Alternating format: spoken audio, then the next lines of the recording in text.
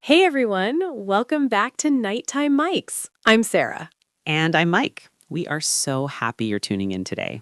How's it going, Sarah? Did you have a good weekend? It was actually really nice. Thanks for asking. I spent some time at the park just trying to enjoy the fresh air. But honestly, I've been thinking a lot about our topic for today. It's a bit of a big one, isn't it? Oh, for sure. When we decided to talk about border control, I thought, wow, that's a heavy topic for a coffee style chat. But then I realized it's something that affects almost everyone who travels or lives near a different country. It's actually super relevant. Exactly. And since our listeners are from all over the world, I'm sure everyone has a story about crossing a border. I mean, have you ever had a crazy experience at a checkpoint, Mike? Oh, don't even get me started. One time I was crossing from Canada back into the US after a road trip. I had bought this huge bag of local snacks, things you can't get at home. The officer looked at me so suspiciously, like I was trying to smuggle something dangerous. He spent 5 minutes asking me about a specific type of maple cookie. I was so nervous. No way. Just for cookies? That's hilarious. Did he let you keep them? Thankfully, yes. But for a second there, I thought I'd have to give them up right on the spot. I was ready to eat them all in front of him just so they wouldn't go to waste. I can totally see you doing that. But that's the thing, right? Border control can feel really intimidating, even if you aren't doing anything wrong. It's that feeling of being watched and judged. Totally. So for today, let's figure out what border control actually is, why countries do it, and maybe share some of the pros and cons people talk about. Does that sound good? Sounds perfect.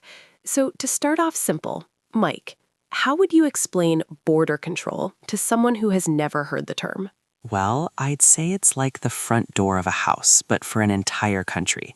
You wouldn't just let anyone walk into your living room without checking who they are first, right?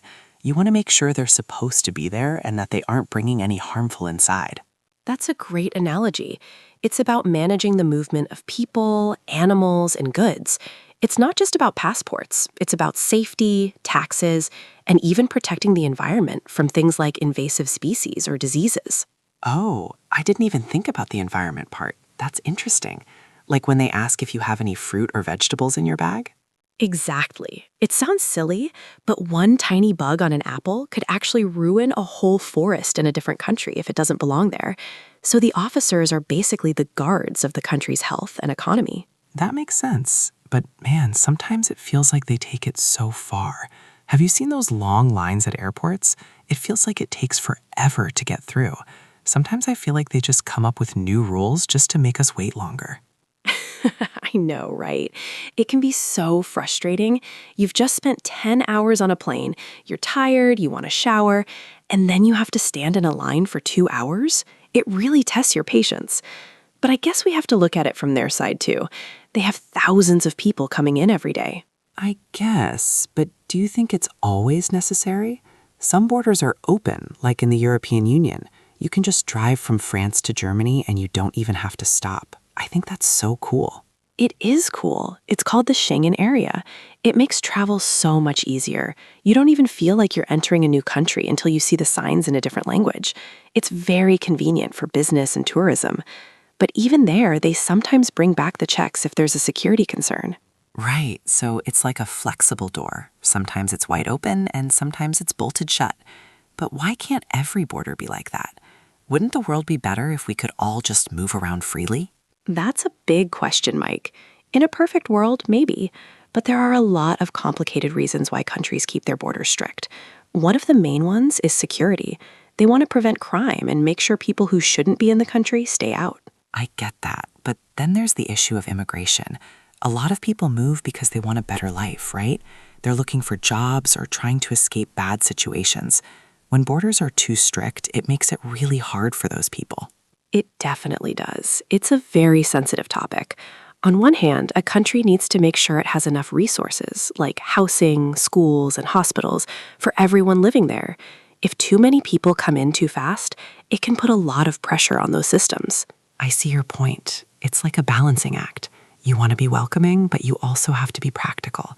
But sometimes the way people are treated at borders, it's not very welcoming, is it? Sadly, no.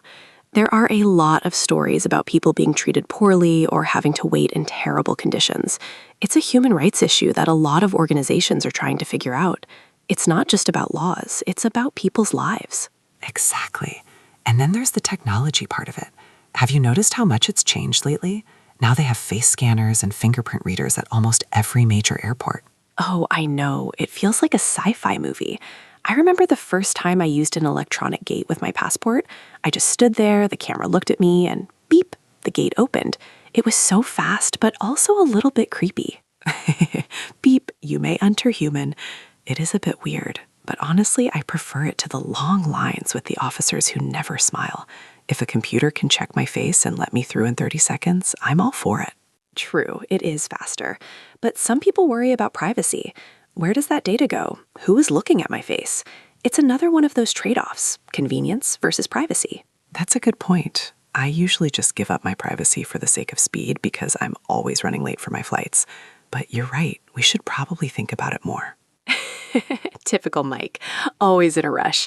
But let's talk about the goods part of border control. Did you know that a lot of what we pay for in stores is affected by borders? You mean taxes, right? Like customs duties? Yes. When a company brings products into a country, they often have to pay a tax. This is a way for the government to protect local businesses. If it's too cheap to bring in stuff from outside, the local people might lose their jobs because they can't compete with the prices. Ah, so that's why some things are so expensive when they're imported. I always wondered why my favorite Japanese pens cost twice as much here as they do online. It's all because of the border. Exactly. It's all connected. So the border isn't just a line on a map. It's an economic tool. It controls the flow of money and products just as much as people. This is way more complicated than I thought. I used to just think of border control as the guy who stamps my passport and asks if I have anything to declare. Most people do. But it's a huge system. Think about the people who work there. It must be a really tough job. Can you imagine standing there all day, dealing with grumpy travelers and having to be alert for any signs of trouble? Oh, I could never do it. I'd be too distracted. Someone would walk by with a cute dog and I'd forget to check their ID because I'd be too busy petting the puppy. Well, they actually use dogs for border control too, but not for petting. They're trained to sniff out drugs, money, or even forbidden food. Oh, right, the Beagle Brigade. I've seen them in airports. They look so cute in their little vests, but they are serious professionals. I saw one sit down next to a lady's bag once, and she looked so confused. Turns out she had an old banana in her backpack. No way. A banana? That's amazing. The dog really earned his treat that day. It just goes to show how strict the rules can be. Even a piece of fruit is a big deal. It's crazy. But hey, Sarah, what about the digital border? Have you heard about that? You mean like the internet? Yeah, some countries have firewalls where they control what information can come into the country from the outside world. It's like a border, but for data. Oh, that's a really interesting way to put it. It's true. Just like a physical border, a digital border can be used for protection or censorship, depending on how you look at it. Some governments say they do it to protect citizens from bad content, while others use it to control what people know. It's scary how much control can be exercised over a line, whether it's on the ground or in the wires. It really makes you appreciate the freedom of movement and information that we do have. Definitely. It makes me think about how lucky we are to be able to travel as much as we do. For some people, getting a visa to cross a border is almost impossible. It can take years and cost thousands of dollars. That's so true. We often take our passports for granted. Some passports are stronger than others, meaning you can go to more countries without a visa. It's not really fair when you think about it, is it? Just because of where you were born, you have more or less freedom to see the world. It's a huge inequality. I've met people who have never left their own country because the process of getting a visa is just too difficult and expensive. It feels like the borders are walls for them rather than doors. Wow, that's a deep thought, Sarah. A wall versus a door. I think that really sums up the whole debate. Some people want more walls for safety, and others want more doors for opportunity. Exactly. And there's no easy answer. Both sides have valid points. We need safety, but we also need to be a global community. How do we come up with a system that does both? If I knew that, I'd probably be running a country instead of hosting a podcast. But I think talking about it is a good start. The more we understand why these things exist, the better we can navigate them. I agree. It's all about balance and maybe a little bit of kindness. I always try to be extra polite to the border officers. Even if they're grumpy, a thank you and a smile can go a long way. Or just don't carry any bananas or maple cookies. That's my best advice. Good point, Mike. Keep the snacks at home. But seriously, if you're traveling, it's always a good idea to research the rules before you go. Every country is different. Oh, totally. I once went to a country where you had to show proof of a hotel booking before they'd let you in. I hadn't booked anything because I wanted to be spontaneous. I ended up sitting in the airport for 3 hours trying to find a room on my phone just so I could leave the building. Oh no, that sounds like a nightmare. Did you figure it out eventually? Yeah, I found a tiny little place, but it taught me a lesson. Spontaneity is great, but not at the border. You've got to have your paperwork in order. Lesson learned the hard way. I think that's a mistake a lot of people make. They think, oh, it'll be fine, and then they get stuck. It's always better to be overprepared than underprepared. For sure. So, what's the weirdest thing you've ever heard of someone trying to take across a border? I once read a news story about a guy who tried to smuggle dozens of rare lizards in his pants. In his pants? No way. That's insane. Why would anyone do that? And how did he not get bitten? I have no idea. He got caught because his legs were moving in a very strange way. The officers knew something was up immediately. People try to move animals all the time to sell them on the black market. It's a huge problem. That's terrible. Poor lizards. That's another reason why border control is so important, stopping the illegal wildlife trade. It's not just about snacks and taxes, it's about protecting endangered species. Exactly. It's a very serious job. But sometimes there are also really touching stories. Have you ever seen those videos of families meeting at a border after years of being apart? Oh, I have. Those always make me tear up, especially when the border is just a fence and they can touch hands through the wires. It really shows you that no matter how many rules or guards there are, the human connection is stronger. It really is. It's a reminder that borders are man-made. The land doesn't know where one country ends and another begins. Birds fly across them, rivers flow through them. It's only humans who decide this side is mine and that side is yours. That's a very poetic way of looking at it. It's true, though. Nature doesn't care about passports. Maybe we should be a bit more like nature sometimes. Wouldn't that be nice? But until then, we have to deal with the reality of it. And part of that reality is just being patient and following the rules. Right. So if we had to summarize, what are the main things we've talked about? Well, we talked about how border control is like a front door for a country. It's used for security, to control immigration, to collect taxes, and even to protect the environment and health. And we talked about how technology is making it faster, but also raising concerns about privacy. Plus, we touched on the inequality of passports and how hard it can be for some people to travel. And don't forget the Schengen area, where borders are more open, and the digital borders on the internet. And the most important lesson, don't put lizards in your pants. Yes, please, for everyone's sake, keep the animals in their proper containers, or better yet, leave them where they belong. Honestly, Sarah, this conversation has really opened my eyes. I used to think of border control as just a nuisance, but it's actually this massive, complex system that keeps the world running, for better or worse. I'm glad we talked about it, Mike. It's one of those things that's easy to complain about, but much harder to actually fix or change. It requires a lot of international cooperation. Definitely. It makes me wonder what borders will look like in 50 years.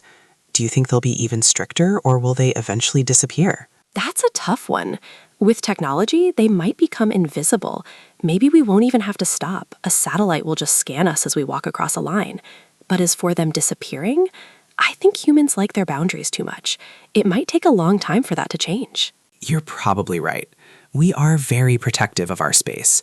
But hey, as long as I can still travel and see the world, I'll take whatever system they come up with, even if it involves more face scanners. Me too. Traveling is so worth the hassle of the border. Seeing new cultures and meeting new people is the best way to realize that we're all pretty much the same, no matter what it says on our passports. Perfectly said. Well, I think we've covered a lot of ground today. I feel like I need a coffee now just to process all of this. Me too. It was a great chat, Mike. I love how we can start with snacks and end with the philosophy of human connection. That's why we do what we do. To our listeners, we hope you enjoyed this episode of Nighttime Mics. We'd love to hear your border stories. Have you ever had a funny or weird experience? Yes, please share them with us and let us know what you think about borders. Are they walls or doors for you? We'll be back next week with another topic. Until then, stay curious and keep exploring. Even if it means waiting in a long line at the airport. Exactly. See you next time. Bye, everyone. Wait, Sarah, before we go, did you ever actually get caught with anything at a border? You've been very quiet about your own experiences. Oh, you caught me. Well, it wasn't a lizard, I promise, but I did once try to bring back a very large, very heavy decorative rock from a beach in Greece. A rock? Like just a regular rock? It was beautiful. It had these amazing white and blue streaks. But the customs officer was so confused. He kept asking me if I was a geologist. He thought I was stealing national treasure or something. A national treasure rock. Did you get to keep it? I did, but I had to pay an extra baggage fee because it was so heavy. It's now a doorstop in my hallway. Every time I see it, I remember that officer's confused face. That's amazing. See, borders even have opinions on interior design. They really do. Okay, now we really have to go. All right. Bye for real this time. Bye. So, Sarah, I was thinking, since we're talking about borders, do you think people will ever live on the moon or Mars? And if they do, will there be border control there? Oh, Mike, you're always thinking 10 steps ahead. That's a fascinating question. I mean, if we have different colonies from different countries, they probably would have some kind of border, right? Can you imagine? Passport, please. Are you carrying any moon rocks? Any Martian soil? It would be the same thing all over again, just in spacesuits. Sir, you can't bring that dehydrated ice cream across the lunar border. It's a biohazard. It's funny to think about, but it's probably true. Humans carry their habits everywhere they go. Sadly, that includes our need for lines and rules. But hey, at least the view from the space border would be incredible. True. I wouldn't mind waiting in a 2-hour line if I could see the Earth rising over the horizon. Now that's a positive attitude. Maybe that's the secret to getting through border control. Just looking for the beauty in the situation. Or just having a really good playlist to listen to while you wait. Like Nighttime Mics? Exactly. Shameless plug there. You're the best, Mike. Seriously, though, thanks for the great conversation. I feel like I've learned a lot just by talking it through with you. Me too, Sarah. It's always fun to dive into these things. It makes the world feel a little bit smaller and more connected. It really does. Okay, let's go get that coffee before we start talking about space borders for another 20 minutes. Good idea. My treat. Oh, I'm holding you to that. Let's go. See you, everyone. Bye, everyone.